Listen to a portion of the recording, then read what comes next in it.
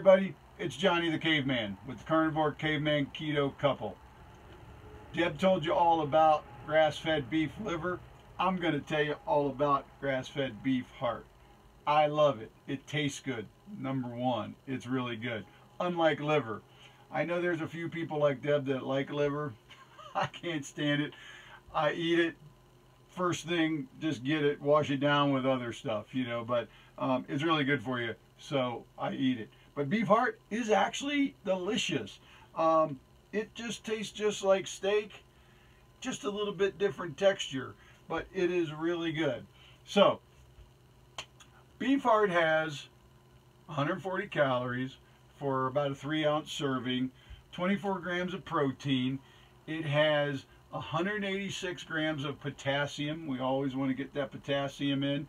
It's got 383% of the recommended daily allowance of vitamin B12, and we're almost all vitamin B deficient. It's got 68% of the RDA of iron. It's got 61% riboflavin. In other words, it's really good for you. And the best thing, it's the highest source of CoQ10 we can get from a food source practically.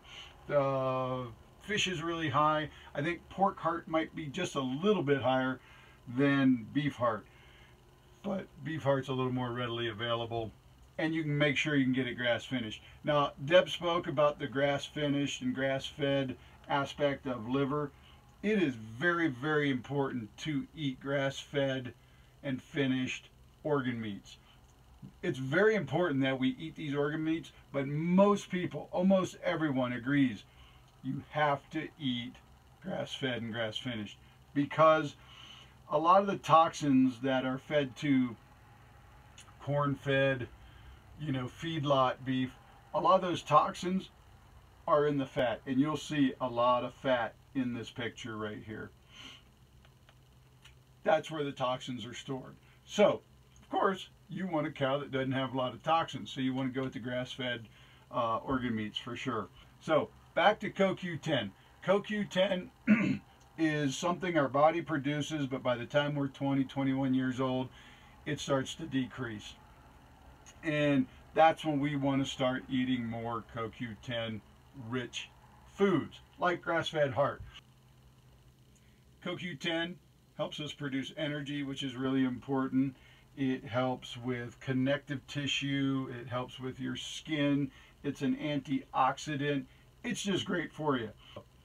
In about 3.5 ounces of beef heart, you get about 11 milligrams of CoQ10, which that's a lot. I try to eat a little bit every day, 2 to 4 ounces a day. A little bit.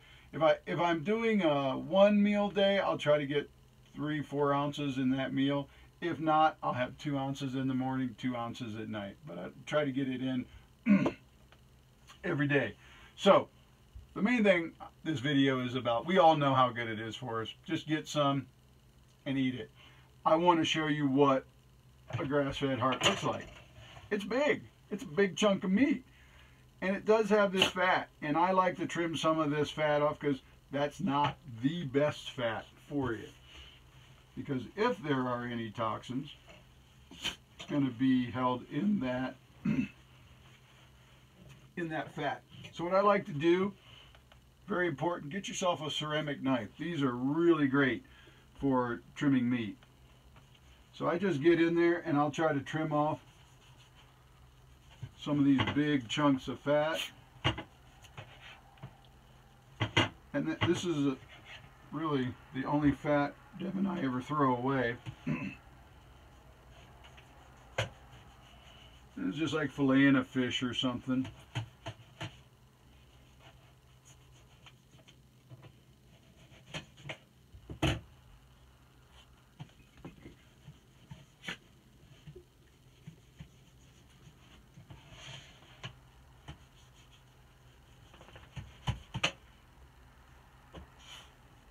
And I do have my little scale here that I will try to get it close to, you know, 2-ounce pieces.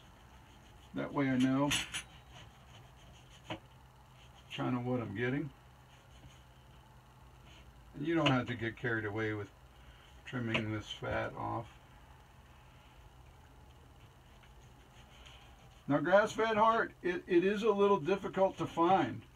I would say go to your local butcher shop, find a butcher shop, and ask them if they have it. And if they don't have it, see if they can get it for you. So, of course, seeing this fat on this heart, it lets me know that that grass-fed cow had a great diet of, you know, very nutritious grass that allowed that fat to form, and I bet you the rest of this cow was delicious too. So I feel pretty good about what I've trimmed off there.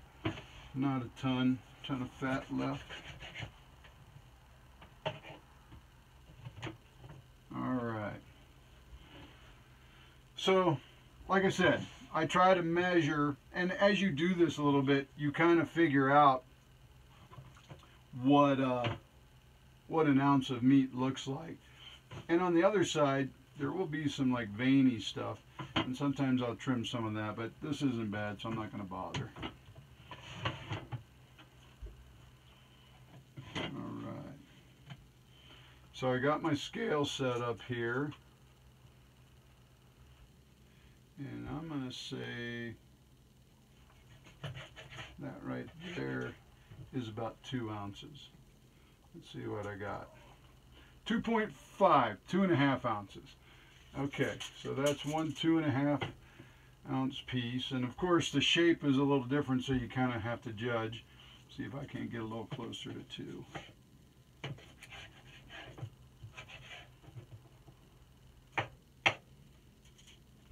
2.1, not bad.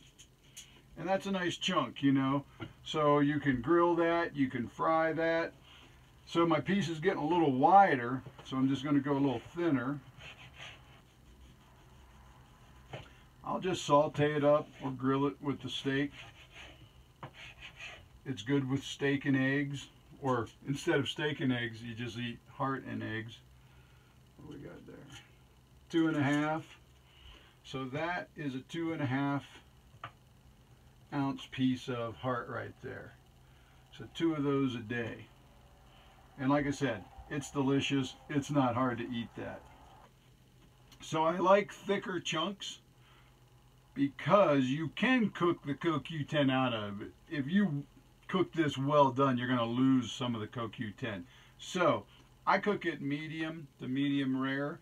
That way you're not going to cook out the benefits of the Coq10, or the potency, I should say.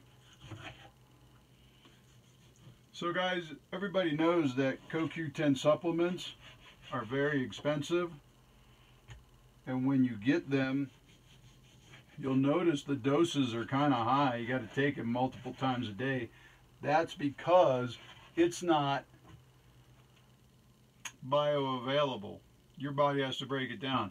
This is bioavailable. You will get it as soon as you eat it. 3.3 ounces. And once you find your source for beef heart, you'll be amazed at how inexpensive it is. A lot of people just can't get past this part, which I don't know. If you're on the carnivore diet, you know, it kind of takes you back to your caveman roots, and I kind of dig doing this stuff.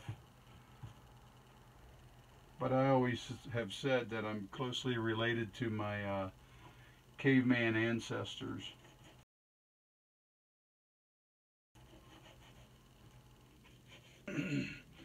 I would say a heart probably lasts Deb and I week and a half. So that's pretty much it. I had a little bit of waste there, not too much. Put this over here. And there I've got my plate full of beef heart right there, guys.